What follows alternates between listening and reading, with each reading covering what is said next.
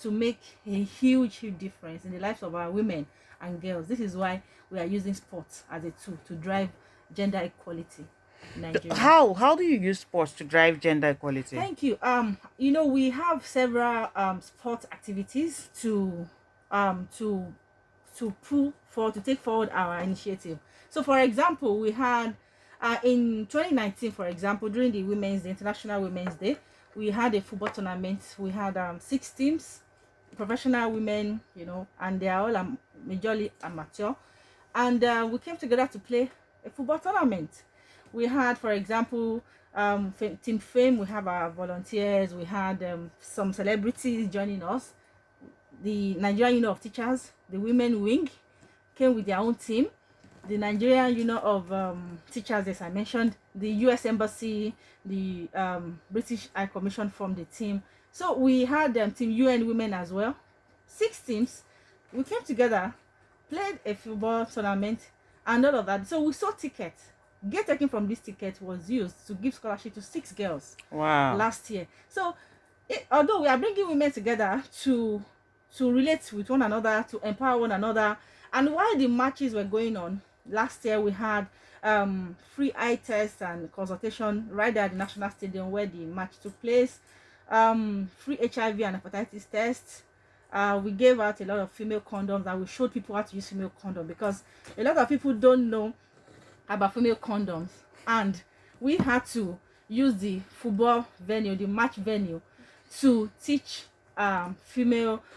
women on how to use female condoms, thanks to our partners for making this happen. So it is a place that people come together to have fun, at the same time empower one another, at the same time get healthy and all that. So this is just one example of the things we do. Then on the girls part, on the part of the girls, for example, we usually go to school like every Tuesday. Then we go to classes. We do our class session, then sports session. When they know they're going to do aerobics, every girl is excited. Trust me. They go like, hey, auntie is here. We're going to play football. We're going to run. We're going to do aerobics. And we say, okay, chill. Just relax. We want to listen to us. Then we'll start our mentorship, our pep talk. We talk to them about hygiene, about the reason why they have to stay in school.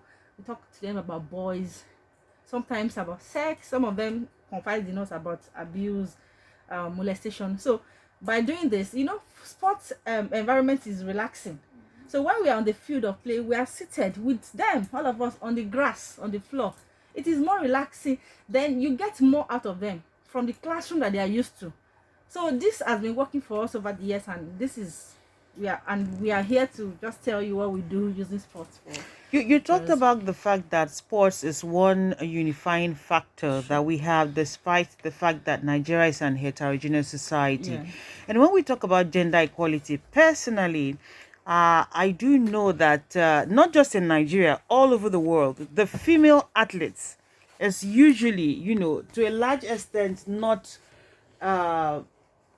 treated as good as the male counterpart when it comes to sports. So even within the sporting environment, you still have that disparity in terms of gender issue concern. Is that something you're interested in talking about or working on? Yeah, in 2016, for example, the Super Falcons won of course, as usual. Yeah, we always win. Ring the bell for As Falcons. usual. Announce, please.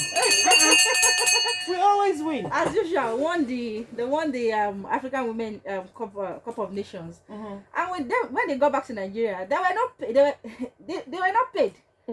So they had to sit in their hotel protesting. So I went to their hotel. I said, girls, let's go protesting on the street. They said, no, we don't want to go. I started talking to them. They didn't answer me. Then I think 2 days later, someone now called. One of them said, sis, we are ready. So I went to Taco Market. I bought cardboard. I bought Tempo.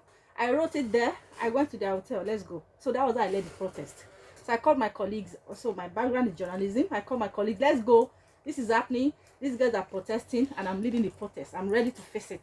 Of blessed memory, when we left the hotel, we went to the president was going to defend the budget at the National Assembly. So we stayed in a place where he will see us. So of blessed memory, Alhaji Abakari came to meet us. pleaded, Oh. yes, that he's sorry. So he went to the girls. The girl said, "Go and meet that lady over there." I ran. I was like, I just said, "No, you should talk. You are the hero." Because it's your, Yeah, yes, it you're is the you. I just player. had to give you the courage to come out to do this. You know, a lot of people were calling to interview me. I'm like, no, I'm just giving them just to encourage them to come out.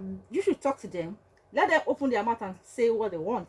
And to true to his words, when Elijah Bakari approached, he said, in 24 hours, Something you will will be be done. paid. Go back to your hotel.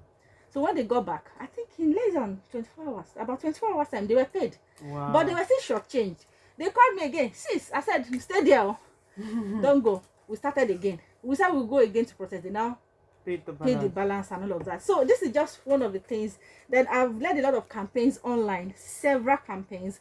I have done some press releases, some press conference, talking to my colleagues, fighting for the rights of the girls, because female athletes and female teams are the most successful in Yes, they are Nigeria. the least recognized, and it's everywhere actually. You remember it's the high last time. World Cup Yes. when the US team won, Yes. and they refused to go and see the president Yeah. because if the male win, you will see the accolades. Yes. You see money coming from everywhere and anywhere and everything. But when it's the women, they're like, oh, it's finished, over. Thank God it's won, and everybody goes to their house, and I'm like, What? why? Why? So let's come to your program manager now. What specific programs are your uh colleague just mentioned the fact that you go to schools, right? You have program with school with girls in school and talk to them about awareness generally, sex education and everything. Sports is a good place to connect with young people and actually speak to them. What other programs are you guys into at Fem Foundation through sports that empower women or enlighten them, as the case may be? Okay, last year we ran a program, they call it the Y Weight program, where you bring children together and give them a sense of belonging. And as it is now, we're working on a project. It's the Playit Dreamit Project, where Play what? Playit Dreamit Project, Okay. where you use sports as a initiative to educate the girl child, reduce child marriage, and also increase female girls' participation in sports. And it's all in the view of achieving SDG goal 4, 5, and 3.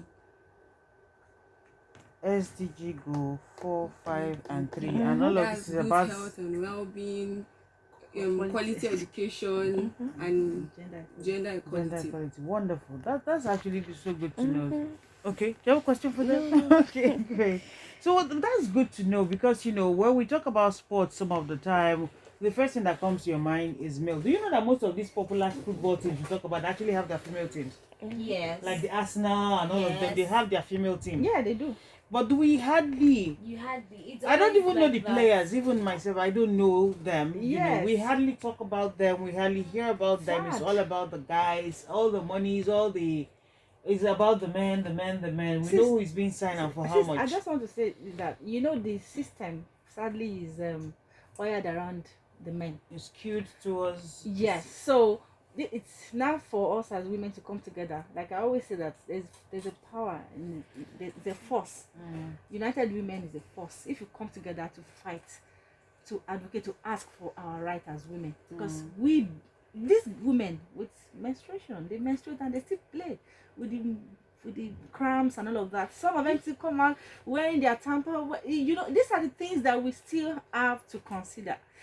So talking about that, I'm trying to but talking about that, we really have to come together to fight for the rights of these women. Even the Nigerian league, I don't want to go into it. I'm talking about the female league now. It's almost nowhere. So we really, there's a lot of work we need to do, and as women, if we come together to do things, there will be definitely a lot of We talked change. about women wearing tampons and playing. I remember Serena Williams, who won her last the competition before she had a baby. It was after the competition she said she was how many months pregnant? 3 years old. She about 3 years. And people were in shock. Who plays a tennis tournament with 3 months pregnancy? Yeah. Serena Yes, does so- that. Okay. We want to open the phone lines, right, and get people to call in and join the conversation. And let's talk about sports and gender equality, sports and women empowerment, and sports, of course, and everything female right now. Is the sister should go ahead and call 0809-555-0983 or 0704-3371-743, and WhatsApp is 0809-444-0983. Okay, so I also have a I have a question.